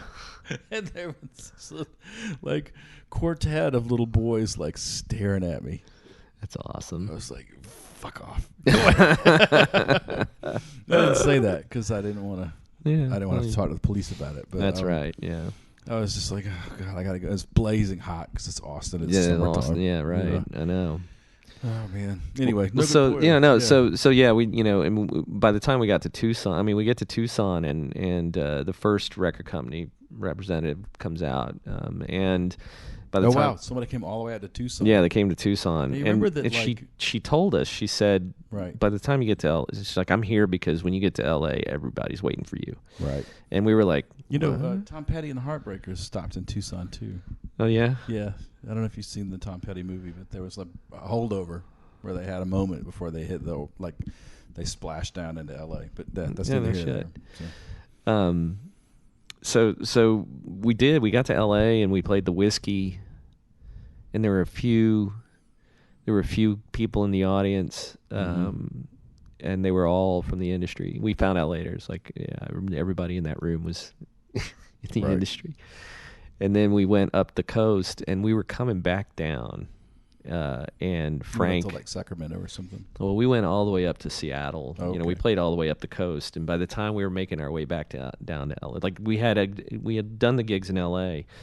We didn't have more gigs scheduled in LA. We were just going to go up and then make our way across and down, some weird routing because it's indie routing, right? Right. There's Man, no I've like lived consistent You have to routing. tell me a thing. Yeah. So we were making our way back down south, and Frank O'Connell, our manager, said, we have to play more shows in LA. We've got gigs at Club Lingerie and at the Viper Room. And it's like, and he's like, and I'm flying out. I was like, oh, I guess shit's really happening, huh? Yeah. And Viper Room show was bananas. Every label in the industry was there. Right. And I was like, yep. Here we go. Here we go. And the thing about that is that I tried to take a moment to like savor it, and because I was kind of in the back of my mind going, if this thing goes tits up, at least we will have had this kind of moment. Right. And then, by the time we got back to New Orleans, things had happened where like in the LA industry, it's like, well, your manager's kind of not sure we can work with this guy, and So Frank was a smart guy. Sure. And he was an organized guy. But Frank had a head full of dreadlocks. And he was over his head. He didn't come from... This is for people who don't know him, because I know him and I liked him a lot. I knew that you liked him a lot. Oh, I loved him. But still do love that man. I haven't seen him in over 20 years, but But he was a good guy, but being out there in the Sharks, like he was a guy who was motivated by heart. Yes. Very full of love for rock and roll, and money wasn't really his primary motivator. And then he got out there with...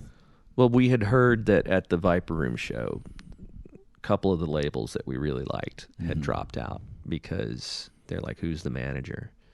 Right. And they had done their research, and they're like, no, we don't know this guy. Yeah, this is not Gold work. Mountain. Right. Yeah. Well, I mean, and we didn't want to do that. I mean, we had plenty of other industry, sleazeballs coming around saying, you should go with this management, you should go with this agency, and we're like, no, we're cool. We know Frank. We got Frank, we got Caroline doing our business, and we got Rich. Yeah, and we got Rich Levy doing our booking, and we are totally cool.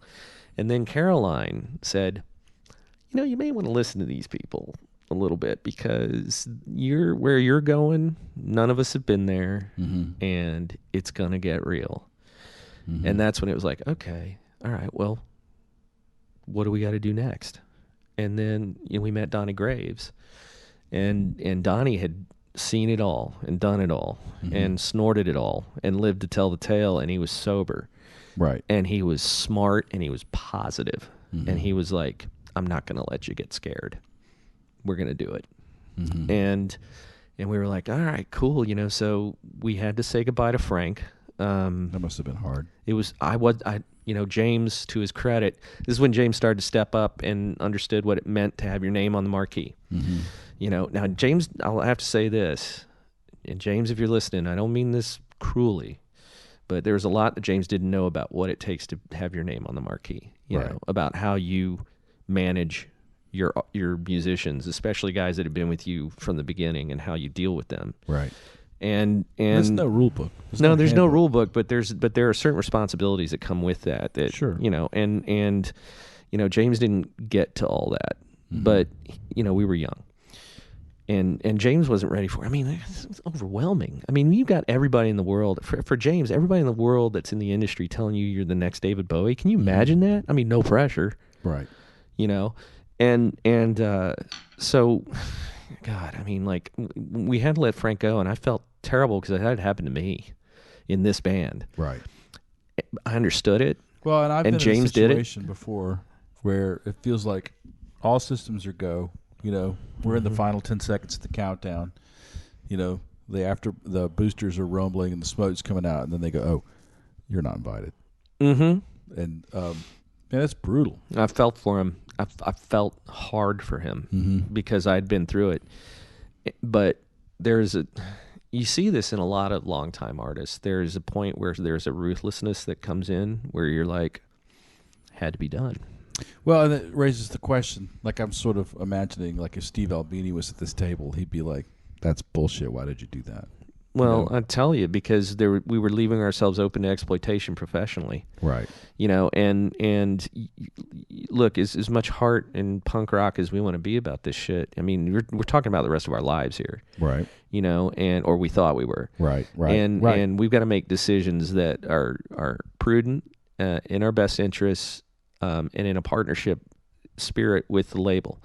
And we don't feel like Frank was equipped to do those negotiations. Mm-hmm.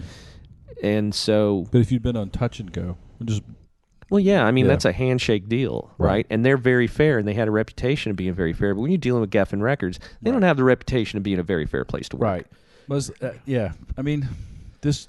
I'm not trying to derail the narrative here, and I'm definitely not trying to say you did the wrong thing, because you were working with the best information you had at the time. Well, again, it wasn't my decision, but I supported the decision as much as it hurt me. But I think professionally, though, it was the right thing to do. Right. Because the deals that were being offered, and we're also navigating multiple deals. It's not like there's just one deal coming through the door. There were 5 or 6, right?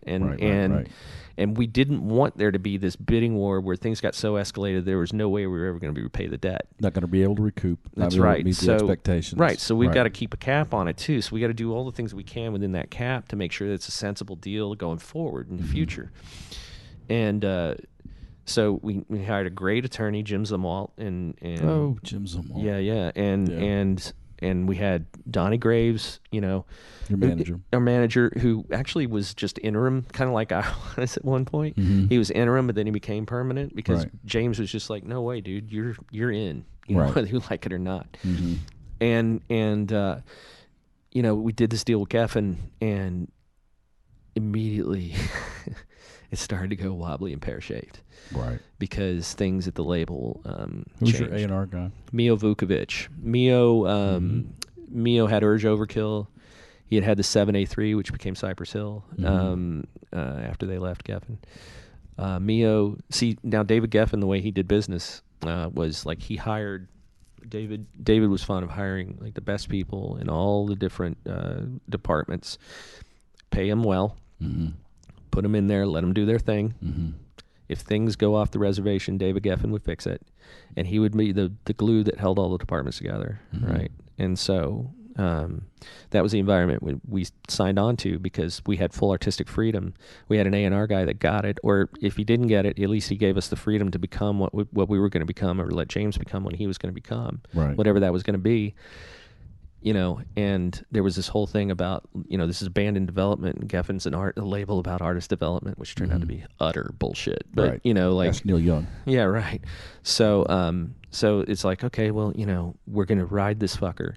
Now, while we were going through this, is like, I liked things about Sony because I had worked there, and I liked things about Virgin because Mark Williams was a fucking tough as nails motherfucker who got music, and I liked David Katznelson at Warner Brothers, because he had Flaming Lips, right, and Mudhoney, and I was like, okay, this is a guy, within that thing. But Mio, when we were in a room with Mio, everything just felt chill, and so I was like, we're gonna be all right with Mio. But David Geffen left the label not long after that. So shit was getting cast off, It became known that A&M was going to fold, which they eventually did. And it's like, you're going to fold A&M? What kind of madness is that? That's like, as important a rock label as any other. Well, I mean, we're at the intersection of art and commerce. It's important to remember that we as 90s guys went up the ladder with this thinking that it mattered how good our art was, and it didn't. No, it was not a meritocracy. But the thing is, the industry was so flush with Nirvana cash that everybody was getting a deal, and we felt so special at the time, but it turns out it's like, no, everybody was getting done. And so when it starts to unfold, David Geffen is seeing all this, and he's kind of like, you know what, I can walk away from this. And he did, and he started DreamWorks with Spielberg and Katzenberg, and kind of rode off in the sunset. And then Geffen, the label, still existed, DGC Geffen. The whole structure and system of the label changed, and they brought in Ed Rosenblatt from Warner Brothers.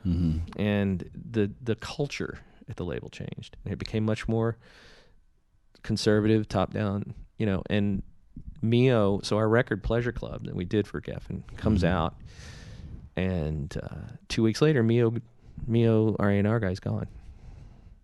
That's no good. No. Now, we had spent a couple of years in Europe building something really special. Right. And our record comes out, we think, okay, well, we're gonna do some quick hitters in the United States, but we're gonna go back to Europe and really blow the lid off the fucker. Mm-hmm. And no, because now Mio's gone, and nobody's there. We had Roberta Peterson, who is the VP of West Coast A&R, but she ends up with Epstein-Barr, so then she leaves. We're on the road. Right. They just throwing tour support at us. For a second there, I was like, Epstein-Barr, is that a publishing company? No, it's a disease. Yeah, she ends up with Epstein-Barr. The chronic fatigue syndrome. Chronic fatigue syndrome. So she's out of the picture. So we were we're untethered at this point, and we're on the road. They're throwing tour support at us. They're just keeping us on the road. So they were writing tour support checks. Oh, yeah. Yeah, well, that's Donnie, our manager. Right. Like, without an A&R representative, Donnie's at the label every day, stoking the flame. Right. He's like, what's going on at radio? What's going on here? What's going on here? Keeping it going as best he could without having any juice at the label because he doesn't work there. So why should they listen to him? And meanwhile, at the same time, everyone's frightened for their jobs because the culture's changing and it becomes a Warner Brothers culture.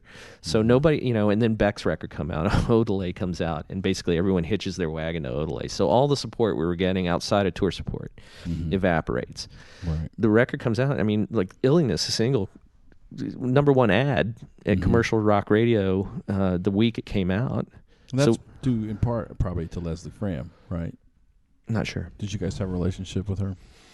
I don't remember. I remember a guy named Robert Smith, not from The Cure, but right. Yeah. So Leslie, she's a program director at 99X, and yes. She and Rich had a great relationship. Yes, and she would work with bands that she felt were local or even regional. And she did a lot of great work for a lot of good bands. Yeah. I remember her. I'm such an idiot for not remembering her. 99X closed, and Leslie went to Nashville, and she's still working in the industry, I think. But there's a time when she was one of the most powerful women in the record industry, one of the most powerful people in the record industry. Yeah.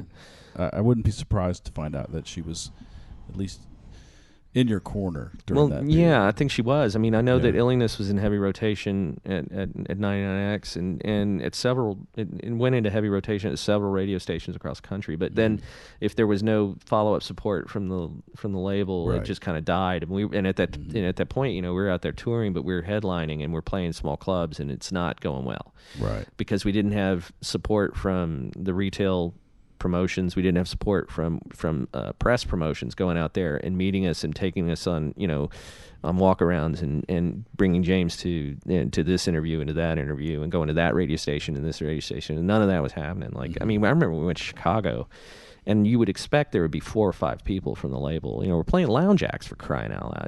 It's like you gotta have somebody coming out, and nobody showed up in Chicago, and I was like, this is an outrage. And I'd worked for Sony, man. Sony, you go to Baton Rouge and there's somebody there. Right. And that was me, by the way. Right. But, okay. That's how you know. Right, yeah. But this is after the Rage Against the Machine tour. No, this is before. Okay. So the Rage thing happens. We, when we do that tour, we did a bunch of tours opening for, a bunch of larger artists. You guys go to Europe with Rage. Yeah, that was some amazing experience. We did. That was a DNA altering tour. Things happened on that tour that are amazing memories, but also some very difficult stuff, because that's when we started to get the sense. It's like, you know what? Nobody's paying attention. Not even Europe at this point. Nobody at the labels looking out for us. And of course, Geffen is distributed differently in Europe than it is in the U.S. So, we're in Eastern Europe, and we're meeting a couple people here and there. And there was this one thing that happened in Prague that was insane, but that's a whole other podcast. But we're out with Rage, and we're playing the club, and the response was great. The kids were into it, and when they weren't throwing money at us at the Brixton Academy in London, right. We talked about that with Grant on the show before. Episode 5. Episode 5, yeah. Yeah, check that one. Yeah. By the way, I have to correct something. Right. In the opening part of that podcast, Grant referenced the fact that I would leave things behind. That's right. Okay. Let me just say, Grant is 100% correct about that. That you would often forget things. Very often, like habitually. Right. But we were never 20 miles outside of town when we turned around. We were usually a bit closer, like within 5 miles. Because I would have a panic attack when I'd be like, where's my wallet? Yeah, so all this is happening. You guys, you get pelted with bottles and two penny coins. Penny coins in London. Yeah. You're caught in a riot in Christiania in Copenhagen. You think because Rage Against the Machine left the stage early and they thought your tour bus was their tour bus. And that threw you guys. The kids did, they were ready to dunk us into the canal behind push your the bus venue. into the canal. Yeah. Which you managed to not happen. Yeah. And are you having periodic panic attacks through this whole? There's a lot of cutting in that. To sort of control. To control really localize that, The anxiety. Really put it in a place. And substances off and on. No, not so much. Because I mean, drinking when it was on the rider, and because I got into I was also trying to exercise a lot, because I found that if I was exercising, I was in a better place. When I met you, you were pretty athletic. We kicked the soccer ball down the levee one day. Yeah. We went and did stuff. Well, I used to run marathons, you know, and I used to play soccer at a pretty high level when I was younger. Again, overachieve. Right. And that was always a part of me, a big part of me. It still is, Liverpool Football Club. So exercise, it took me a long time to put it together. Actually, it sounds so simple and elemental to say now, but exercise is really good if you have chronic depressive disorder. Yeah, I interviewed Evan Rowe, and his podcast will have been out by the time this comes out. He and I have talked about how when you're depressed and you're nearly cataleptic, and someone says, you should get some exercise. Get out of bed and exercise. Yeah. It's like, Jesus Christ, man. It's prophylaxis, though. Keep breathing. Right. It's about not getting to the catatonia. Right. In order to not get there, you got to be exercising regularly. But once you're there, if you're capable of it. If you're capable of it. Yes, fair. And I don't mean to, stigmatize people who are unable to exercise, who suffer with this stuff. But I mean, if you in order to keep from getting to the catatonia, you have to have a regular pattern. I mean, I exercise 6 days a week now. It's the only thing keeping my head above water, to be honest with you. Right. So, anyway, so with the rage thing, like just DNA altering, life changing experiences, and getting. Then you come back to the States. And we're back on the road. I mean, we did some opening. I don't know if we opened for Love and Rockets before or after Rage, and then we did this tour with Better Nazra, which was like, what are we doing in front of these people? They don't, I mean, like, and all of these tours, they were just putting us on bills. Like our booking agency, ICM, God bless them. They kept, and Geffen, Donnie kept that money train rolling for tour support, thinking that if you just old school, like keep them on the road, eventually it'll break. It's worked. I mean, it worked for Living Colour. Yeah. Right? Living Colour's record was out a year and a half before they went out with the Rolling Stones and broke nationally. And that was the thinking, because Donnie was like, go with what works, which is another one of those great things that Donnie was about imparting, those kind of wisdoms. He's just like, when there are things that aren't all working together, go with what works and keep working it. Right. And we did. So we were on the road, and the shows were generally great. I mean, we never had any issues with performing, Right. We weren't always great, but we were generally great. I mean, we toured with Imperial Drag, which was the guys from Jellyfish, which was, for me, a big deal because I was a huge Jellyfish fan. Yeah, I think that power pop fanatics like you and me fall into two camps. You're either a Fountains of Wayne guy, or a Jellyfish guy. I'm both. Yeah. I'm straight up both, Yeah. But so all these tours we were getting on, and it just wasn't coming across because there was no label support. But we were out there, and we kept positive because Donnie is so positive.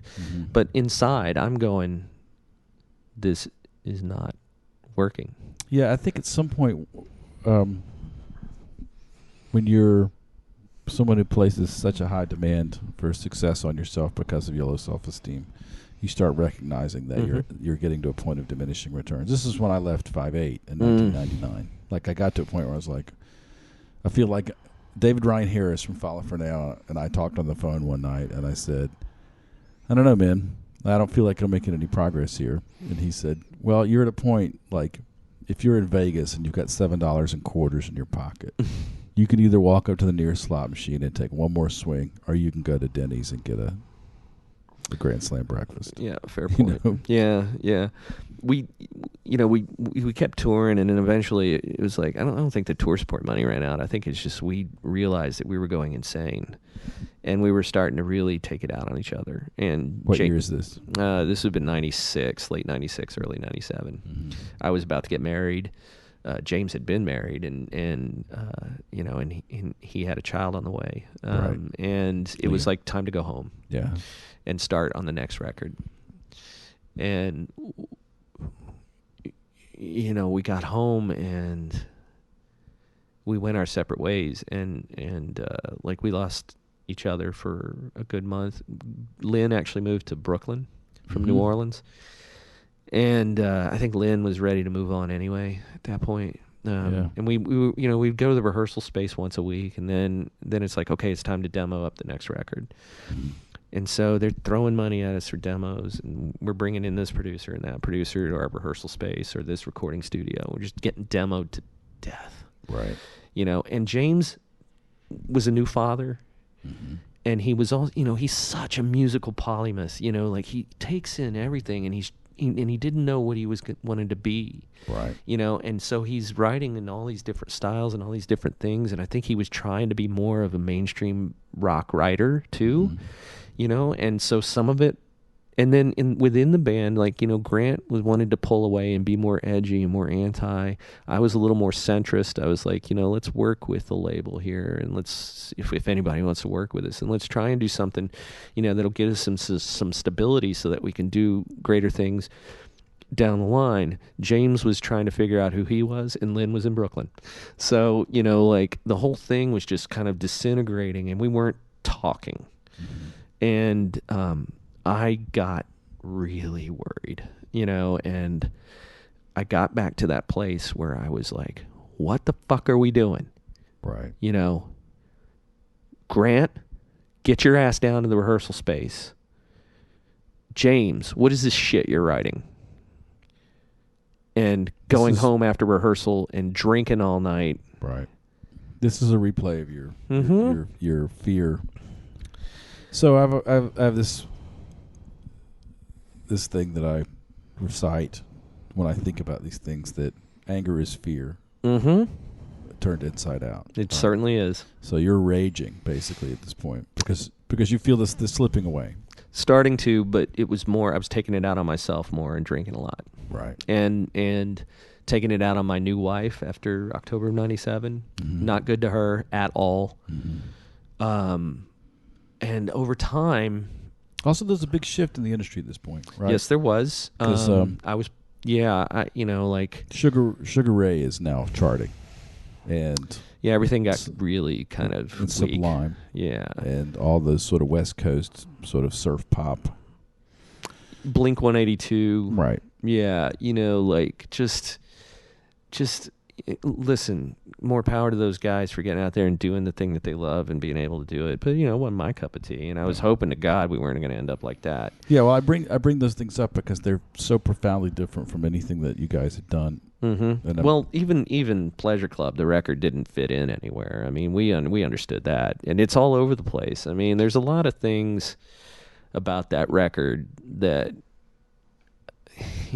like Jeff Lyles is a friend of ours in Dallas. He actually had a resequence that he told me about, and I resequenced it on Spotify, and I was like, now that's a good fucking record. And sequencing matters, man. Yeah, and then there was I remember getting the rough mixes. That was the other thing too, man. It's just like, I did my drums in like a day and a half. As we do. Yeah. Because we're very high pressure on ourselves. Yeah, and high functioning. And also Grant and I were tight as fuck. After all that touring what we had done leading up to the recording. After that, it was like we were in the studio just kind of kicking around. Right. And then a few days later, it's like, okay, you go home now. And I'm like, we're making the big rock record. What are you talking about? Go home. The Pleasure Club record? Yeah. The James Hall album, Pleasure Club. Right, that's what I did. Yeah. Not Pleasure Club, No, Here Comes the Trick, which came, yeah. It confuses the whole fucking thing. Right.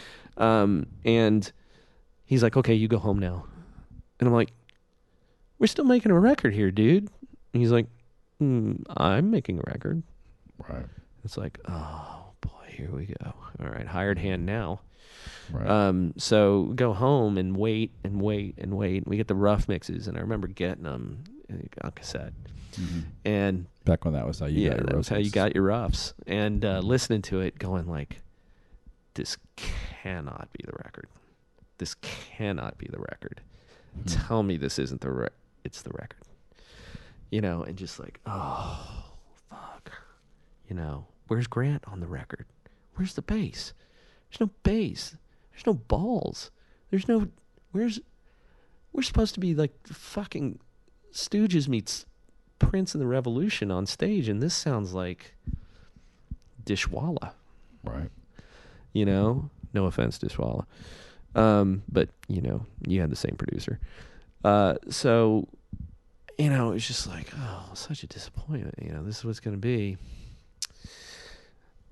All right. And then after that, it was the touring and the touring and the touring. And then after the touring, it's the demo and the demo and the demo and all this producer and that producer, this studio and that studio, and just getting kicked around. And so we're at about 1997 or 8. 97, 98. Yeah. And so we get assigned an A&R guy named Todd Sullivan, who had Weezer, and Todd, he got assigned to him. Todd didn't give a shit about what we were doing. Mm-hmm. Todd came in, he's coming from a totally different place than we were coming from, didn't get it.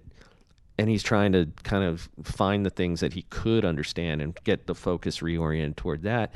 That didn't work. And then the things that he thinks he can sell. Yeah, exactly. I think that we should always remember when we talk about relationships between artists and A&R that they're trying to figure out what they can sell. Not, is it good? Mm-hmm. Are you good? Yeah. I mean, and that's fair. That's what they're there to do. Right.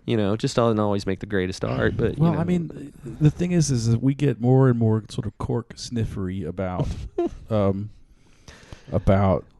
power pop or I mean, right. Right. Yeah. But we can get really obscurist in the things that we like. You meet these guys at parties, and I'll be the first to admit that I'm kind of one of these guys who's like, man, if you really listen to the Raspberries, and it's just me after 3 beers, right? But about pretty much any topic. And it's have you ever read Chomsky? I mean, right. Really read him, right? So we get deep into these sort of obscurist things about things that we love, and we try to make records like that. But the problem is they're obscure, and some of them are absolutely brilliant.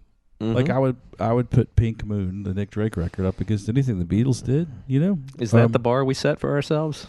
Well, no wonder we're miserable. Right. The thing I'm saying though is that like if you turned in Pink Moon to Todd Sullivan, he'd be like, I can't do anything with this. Right. Yeah, I mean, and we weren't delivering Pink Moon, right?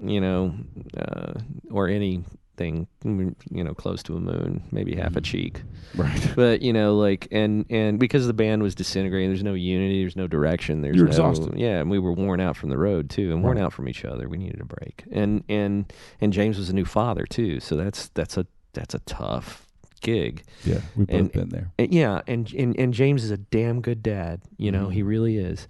And so he was taking that very seriously and writing and just trying to cobble something together. And Todd tried, but then Todd's like, I got nothing. I'm bailing.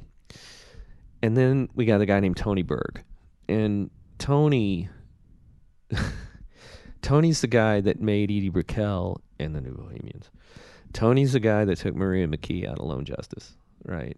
That's a thing that was happening a lot in that portion of the 90s, that they would pry the front person out of the band.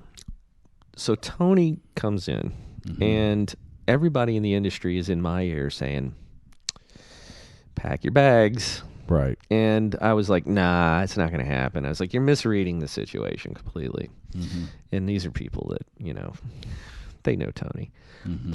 And so Tony comes in, and he comes and sees us in rehearsal. And then he had seen us once before when we were touring with Maria McKee. He had seen us play at the El Rey Theater in L.A., and we met him. Mm-hmm. He was kind, cordial. And he sees us once in rehearsal. And then the next day, he's flying back out, and James drove him to the airport. And on the way, he says to James, he says, you could benefit from working with other musicians. The guy's got one script, huh? Yeah, well, James fired us that day. But I don't think that's what Tony meant. I think Tony meant that James needed to write with other musicians, and James needed to do some shows. Well, he had been out with Brad. James played with Brad, the band, the Stone Gossard's band. James had gone and done a tour with them. And Tony was saying that James needed to get some new energy in the room. Right. But I don't think he was saying permanently. Right. But James read it the way he wanted to read it. Maybe James wanted to end the band, and it's quite possible that he did. I mean, I was being an asshole, so I wasn't surprised.